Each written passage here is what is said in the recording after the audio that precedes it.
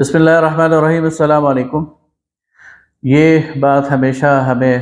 بتائی جاتی ہے کہ پاکستان میں بجلی کا بحران ہے، پاکستان میں بجلی کی قیمتیں ہوش ربا ہیں، بہت زیادہ ہیں۔ پچھلی گرمیوں میں بھی عوام سراپا احتجاج تھی، سڑکوں پر تھی، اور بل وہ اتنے زیادہ تھے کہ لوگ دے ہی نہیں سکتے تھے، اور لوگ یہ خودکشیوں پر آمادہ ہو گئے تھے، بجلی کے میٹر کٹوانے پر آمادہ ہو گئے تھے، اور ایک طوفان تھا جو ملک میں آیا تھا، اور اب دوبارہ لوگ اسی طرف جا رہے ہیں، وہی سوچ رہے ہیں کہ یہ دوبارہ گرمیاں آ گئی ہیں، کیسے یہ بل دوبارہ ادا کریں گے۔ 65 روپے 70 روپے اور شنید سنائی دے رہی ہے کہ یہ مزید مہنگی ہوگی، اور یہ یونٹ جو ہے وہ 90 95 تک پہنچ جائے گا۔ یہ مسئلہ کیا ہے، اس کو ذرا سمجھنے کی ضرورت ہے۔ اصل میں پاکستانی عوام کو یہ مسئلہ ابھی تک سمجھ نہیں آیا کہ ان حکمرانوں نے ہمارے ساتھ کیا کھلواڑ کیا ہے، ہمارے ساتھ کیا مذاق کیا ہے، اور کس دلدل میں اور کس عذاب میں اس قوم کو مبتلا کیا۔ 1990 کی دہائی میں ورلڈ بینک نے ایک منافع بخش کاروبار کی طرف شروع کیا، اور جو ترقی یافتہ ممالک، ترقی پذیر ممالک تھے، تیسری دنیا کے ممالک تھے، ان کو اس طرف راغب کرنا شروع کر دیا، اور وہ کاروبار تھا IPPs کا، انڈیپینڈنٹ پاور پروڈیوسرز کا۔ تیسری دنیا کے جو ممالک ہیں عموماً، جس میں پاکستان بھی ہے، جس میں ہندوستان بھی ہے، جس میں بنگلہ دیش بھی ہے، اور جس میں افریقہ کے بعض ممالک ہیں، ان میں عموماً توانائی کا اور انرجی کا بحران اس وقت موجود تھا، اور ضرورت زیادہ تھی، اور جو استعداد تھی وہ کم تھی، اور عوام میں ایک بے چینی تھی۔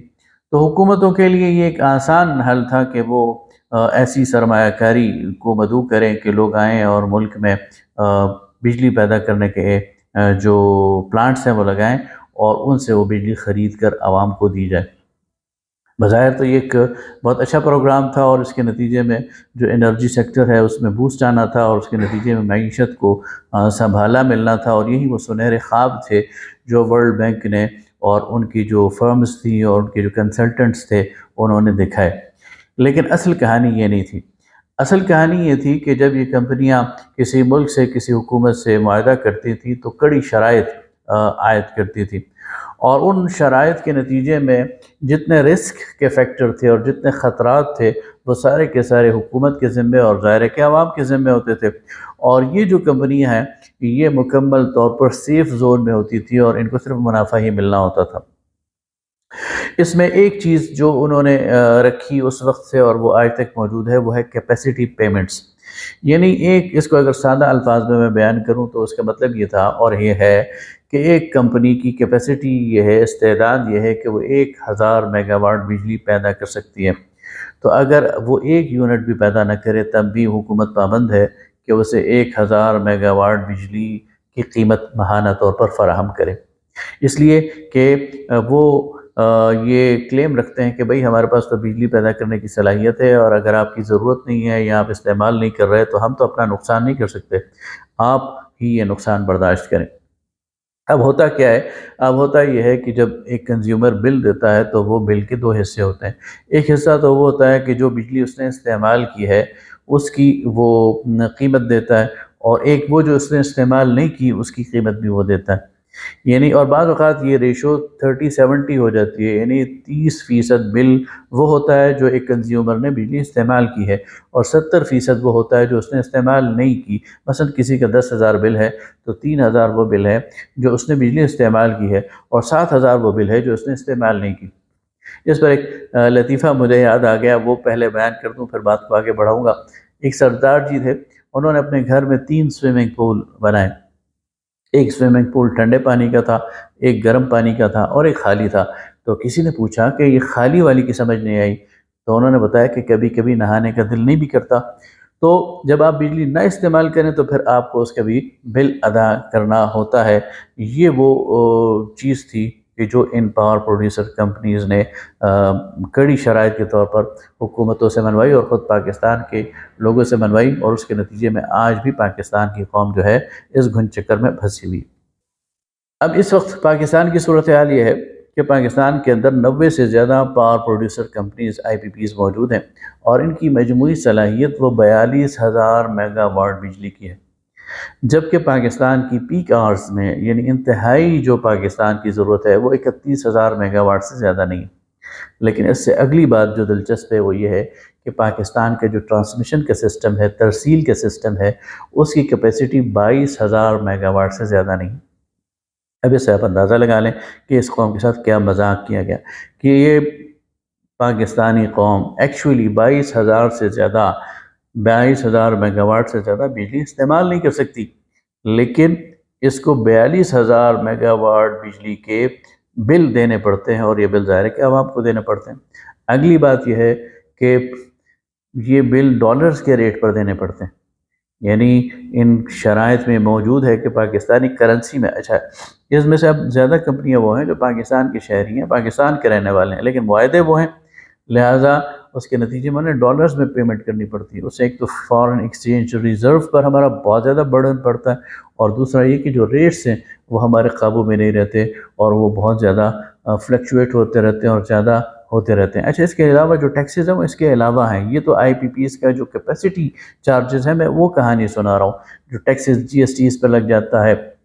یا اور بہت سارے ٹیکسز 13 قسم کے جو اس پر لگتے ہیں وہ الگ ہیں، اور اس کے نتیجے میں عوام نے وہ جو بجلی جو اسے 3 روپے 4 روپے 6 روپے زیادہ سے زیادہ 10 روپے یونٹ ملنی چاہیے، وہ 65 روپے 70 روپے اور اب بتا رہے ہیں کہ 90 روپے میں ملے گی۔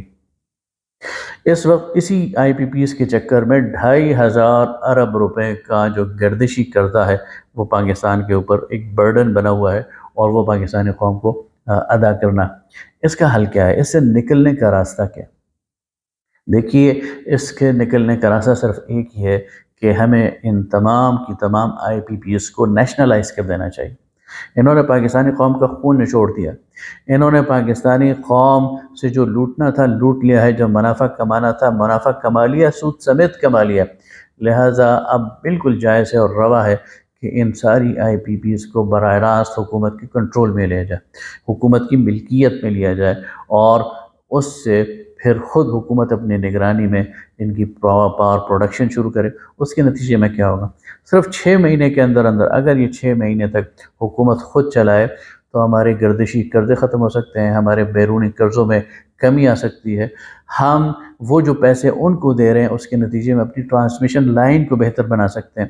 ہماری جو ٹرانسمیشن لائن کے اندر جو یعنی ہمارے لائن لاسز ہیں، ہماری بجلی جو بنتی ہے تو اس میں سے بہت بڑا حصہ وہ چونکہ ٹرانسمیشن لائن ٹھیک نہیں ہے اور فرسودہ ہے، اسکار رفتہ ہے، پرانی ہے، اس کے نتیجے میں وہ اپنی جگہ تک نہیں پہنچتی اور راستے میں ہی ضائع ہو جاتی ہے۔ اگر وہ ٹرانسمیشن لائنز ٹھیک ہو جائیں اور وہ آج کی جدید ٹیکنالوجی کے مطابق ہو جائیں تو ہم اس بجلی کو زیادہ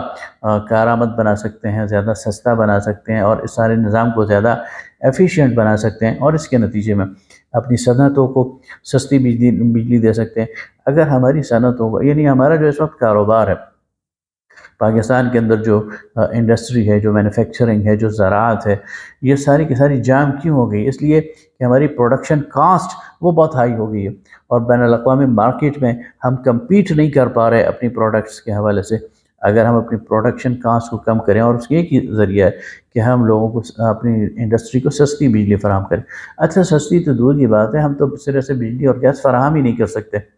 ہمارے ہاں شارٹیج اتنا ہے۔ لہٰذا اس انرجی کے بحران کو ختم کرنے کے لیے بولڈ سٹیپس لینے ہوں گے، ان آئی پی پیز کو نیشنلائز کرنا ہوگا، اور ایران پاکستان پائپ لائن پر بالکل بولڈ طریقے سے کام کرنا ہوگا اور اسے پورا کرنا ہوگا، اور پاکستان کے اندر جو گیس کی سٹارویشن ہے اس کو ختم کرنا ہوگا، پاکستان کے اندر جو بجلی ہے اسے سستا کرنا ہوگا، اور پاکستان کے اندر سولر انرجی کی طرف جانا ہوگا۔ یہ جو سولر انرجی ہے اس پر یہ جو ابھی ہم سنتے ہیں بجٹ میں، کبھی یہ فیلر چھوڑتے رہتے ہیں، کبھی کہتے ہیں ہم یہ پالیسی لا رہے ہیں، کبھی کہتے ہیں یہ پالیسی لا رہے ہیں۔